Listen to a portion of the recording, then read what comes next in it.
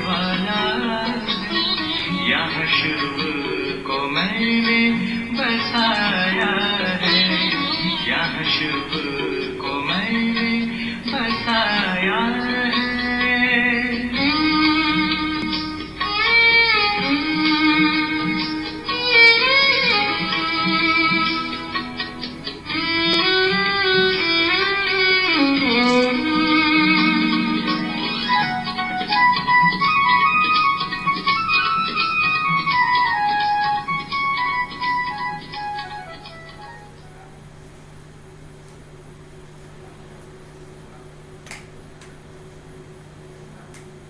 ओम शांति।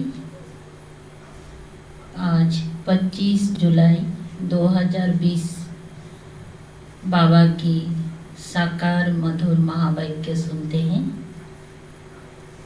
बाबा कहते हैं, मीठे बच्चे, देह अभिमान छोड़ देही अभिमानी बनो।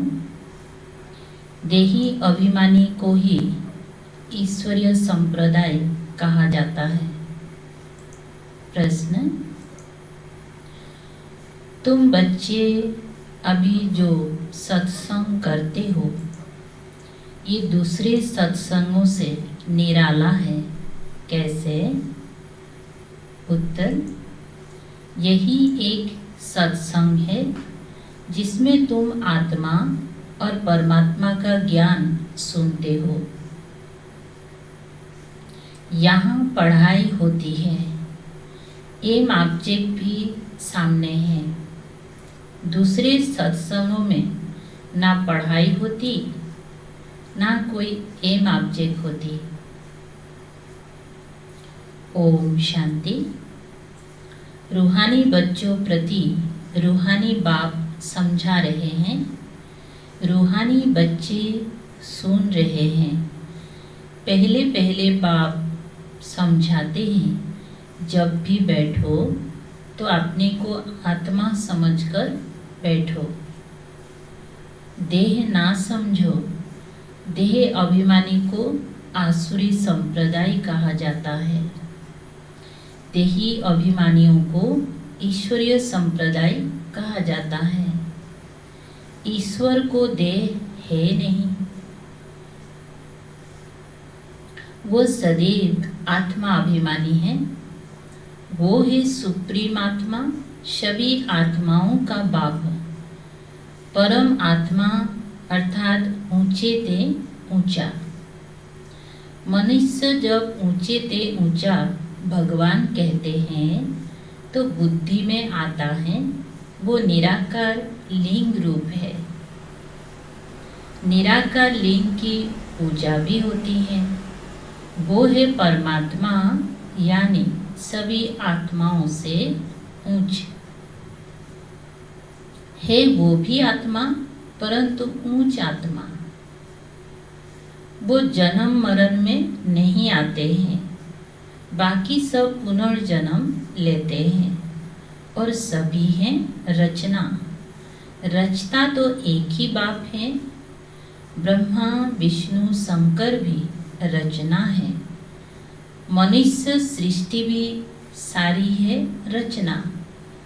रचता को बाप कहा जाता है। पुरुष को भी रचता कहा जाता है। स्त्री को एडॉप्ट करते हैं, फिर उनसे क्रिएट करते हैं, पालना करते हैं, बस विनाश नहीं करते हैं। और जो धर्म स्थापक होते हैं वो भी क्रिएट करते हैं, फिर उनकी पालना करते हैं। विनाश कोई भी नहीं करते हैं। बेहद का बाप, जिसको परम आत्मा कहा जाता है। जैसे आत्मा का रूप बिंदी है, वैसे ही परम पिता परमात्मा का भी रूप बिंदी है। बाकी इतना बड़ा लिंग जो बनाते हैं वो सब भक्ति मार्ग में पूजा के कारण। बिंदी की पूजा कैसे हो सकती है? भारत में रुद्र यज्ञ रचते हैं तो मिट्टी का शिवलिंग और शालिग्राम बनाकर फिर उनकी पूजा करते हैं। उनको रुद्र यज्ञ कहा जाता है। वास्तव में असली नाम है राजस्व अश्वमेध अविनाशी रुद्र गीता ज्ञान यज्ञ, जो शास्त्र में भी लिखा हुआ है। और बाप बच्चों को कहते हैं अपने को आत्मा समझो, और जो भी सत्संग है उसमें आत्मा या परमात्मा का ज्ञान ना कोई में है ना दे सकते हैं। वहाँ तो कोई एम ऑब्जेक्ट होती नहीं। तुम बच्चे तो अभी पढ़ाई पढ़ रहे हो। तुम जानते हो आत्मा शरीर में प्रवेश करती है। आत्मा अविनाशी है, शरीर विनाशी है। शरीर द्वारा पाठ बजाती है। आत्मा तो अशरीरी है ना। कहते भी हैं नंगे आए हैं नंगे जाना है। शरीर धारण किया फिर शरीर छोड़कर नंगे जाना है। ये बाप तुम बच्चों को ही बैठ समझाते हैं। ये भी बच्चे जानते हैं भारत में सतयुग था तो देवी देवताओं का राज्य था, एक ही धर्म था। ये भी भारतवासी नहीं जानते हैं। बाप को जिसने नहीं जाना उसने कुछ नहीं जाना। प्राचीन ऋषि मुनि भी कहते थे हम रचता और रचना को नहीं जानते हैं। रचयिता है बेहद का बाप, वही रचना के आदि मध्य अंत को जानते हैं। आदि कहा जाता है शुरू को, मध्य बीच को। आदि है सतयुग जिसको दिन कहा जाता है, फिर मध्य से अंत तक है रात। दिन है सतयुग त्रेता। स्वर्ग है वंडर ऑफ वर्ल्ड। भारत ही स्वर्ग था जिसमें लक्ष्मी नारायण राज्य करते थे। ये भारतवासी नहीं जानते हैं। बाप अभी स्वर्ग की स्थापना कर रहे हैं। बाप कहते हैं तुम अपने को आत्मा समझो। हम फर्स्ट क्लास आत्मा हैं। इस समय मनुष्य मात्र सब देह अभिमानी है। बाप आत्मा अभिमानी बनाते हैं। आत्मा क्या चीज है ये भी बाप बतलाते हैं। मनुष्य कुछ भी नहीं जानते। भल कहते भी हैं भ्रुकुटी के बीच चमकता है अजब सितारा, परंतु वो क्या है, कैसे उसमें पाठ भरा हुआ है, वो कुछ भी नहीं जानते। अभी तुमको बाबा ने समझाया है। तुम भारतवासियों को 84 जन्मों का पाठ बजाना होता है। भारत ही ऊंच खंड है। जो भी मनुष्य मात्र है उनका ये तीर्थ है। सर्व की सदगति करने बाप यहाँ आते हैं। रावण राज्य से लिपटेट कर गाइड बन ले जाते हैं। मनुष्य तो ऐसे ही कह देते, अर्थ कुछ भी नहीं जानते। भारत में पहले देवी देवता थे, उन्हों को ही फिर पुनर्जन्म लेना पड़ता है। भारतवासी ही सो देवता, फिर क्षत्रिय, वैश्य, शूद्र बनते हैं, पुनर्जन्म लेते हैं ना। इस नॉलेज को पूरी रीति समझने में 7 रोज लगते हैं। पतित बुद्धि को पावन बनाना है। कि लक्ष्मी नारायण पावन दुनिया में राज्य करते थे ना, उन्हों का ही राज्य भारत में था तो और कोई धर्म नहीं था, एक ही राज्य था। भारत कितना सालबेन था। हीरे जवाहर के महल थे, फिर रावण राज्य में पुजारी बने हैं, फिर भक्ति मार्ग में ये मंदिर आदि बनाए हैं। सोमनाथ का मंदिर था ना, एक मंदिर तो नहीं होगा। यहाँ भी शिव के मंदिर में इतने तो हीरे जवाहर थे जो मोहम्मद गजनबी ऊँट भर कर ले गए। इतने माल थे, ऊंट तो क्या, कोई लाखों ऊंट ले आए तो भी भर ना सके। सतयुग में सोने हीरे जवाहर के तो अनेक महल थे। मोहम्मद गजनवी तो अभी आया है, द्वापर में भी कितने महल आदि होते हैं। वो फिर 8 कोएक में अंदर चले जाते हैं। रावण की कोई सोने की लंका होती नहीं। रावण राज्य में तो भारत का ये हाल होता है। 100% irreligious, unrighteous, insolvent, पतित, विशेष। नई दुनिया को कहा जाता है वाइसलेस। भारत शिवालय था जिसको वंडर ऑफ वर्ल्ड कहा जाता है। बहुत थोड़े मनुष्य थे, अभी तो करोड़ों मनुष्य हैं। विचार करना चाहिए ना। अभी तुम बच्चों के लिए ये पुरुषोत्तम संगम युग है, जबकि बाप तुमको पुरुषोत्तम पारस बुद्धि बना रहे हैं। बाप मनुष्य से देवता बनने की तुम्हें शुभ मत देते हैं। बाप की मत के लिए ही गाया जाता है, तुम्हारी गद मत न्यारी। इसका भी अर्थ कोई नहीं जानते। बाप समझाते हैं, मैं ऐसी श्रेष्ठ मत देता हूँ जो तुम देवता बन जाते हो। अब कलयुग पूरा होता है, पुरानी दुनिया का विनाश सामने खड़ा है। मनुष्य बिल्कुल ही घोर अंधियारा में कुंभकर्ण की नींद में सोए पड़े हैं, क्योंकि कहते हैं शास्त्र में लिखा है कलयुग तो अभी बच्चा है। 40,000 बरस पड़े हैं। 84 लाख योनियां समझने के कारण कल्प की आयु भी लंबी चौड़ी कर दी है। वास्तव में है 5,000 बरस। बाप समझाते हैं तुम 84 जन्म लेते हो, ना कि 84 लाख।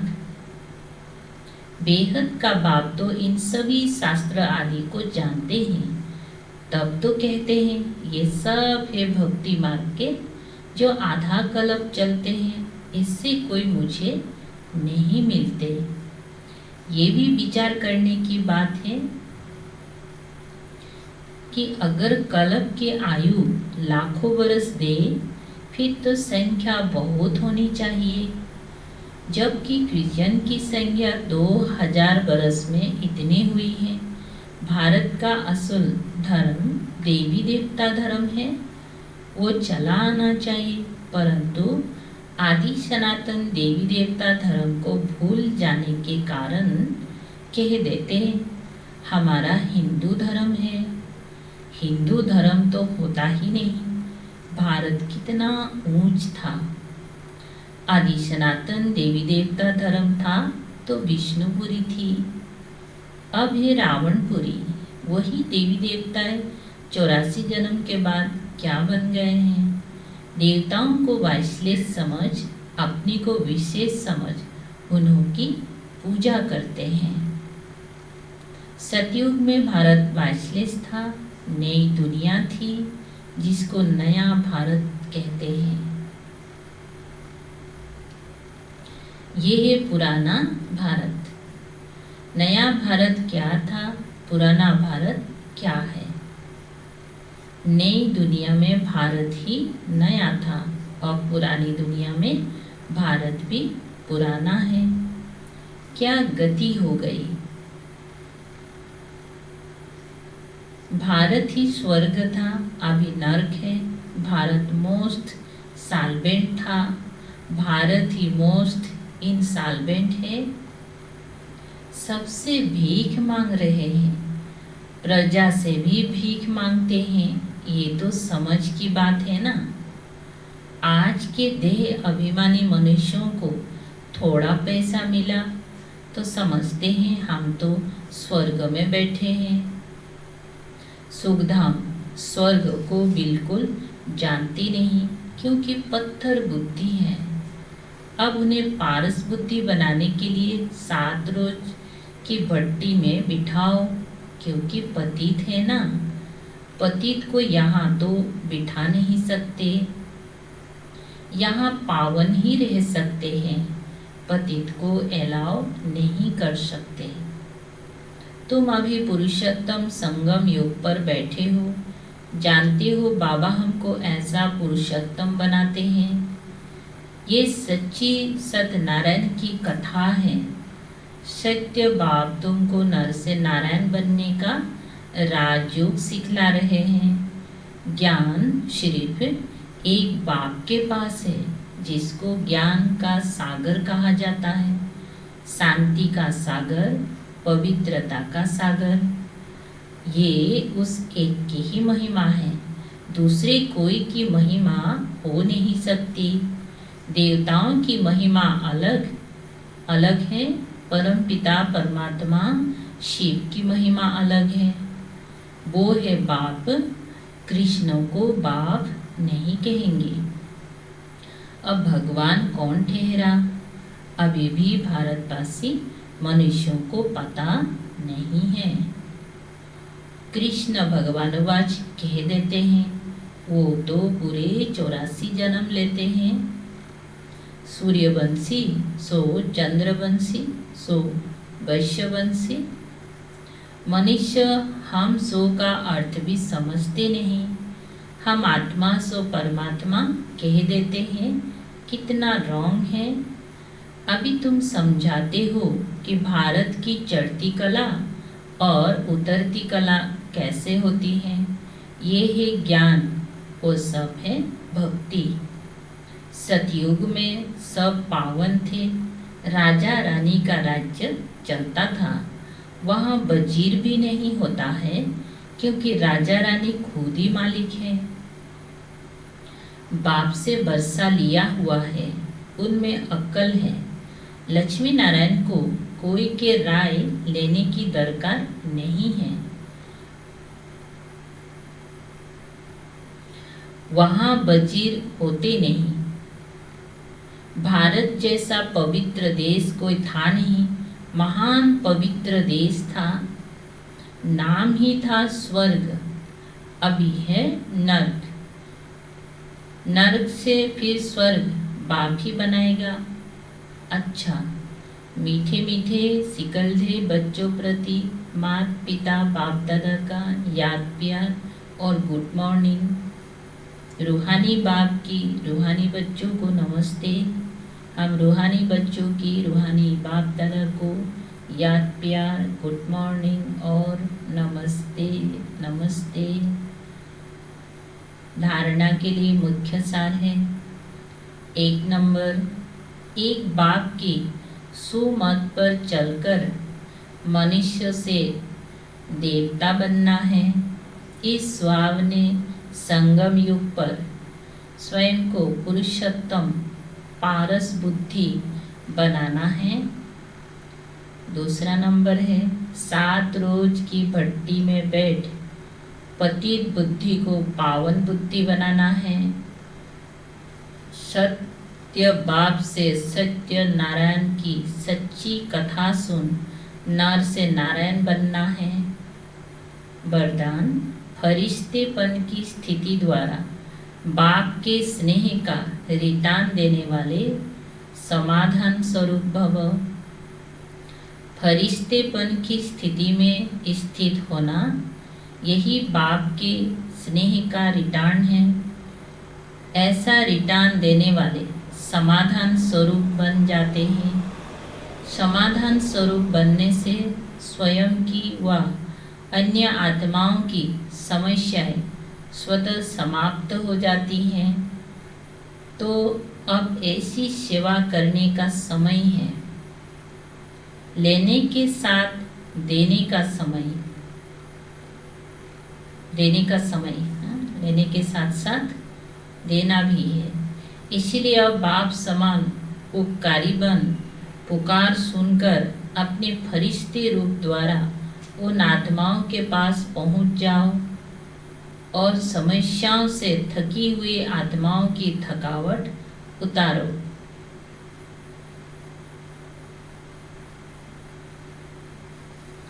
स्लोगन: व्यर्थ से बेपरवाह बनो, मर्यादाओं में नहीं। जो भी व्यर्थ बातें आते हैं उसका बेपरवाह बनो, मर्यादाओं में नहीं।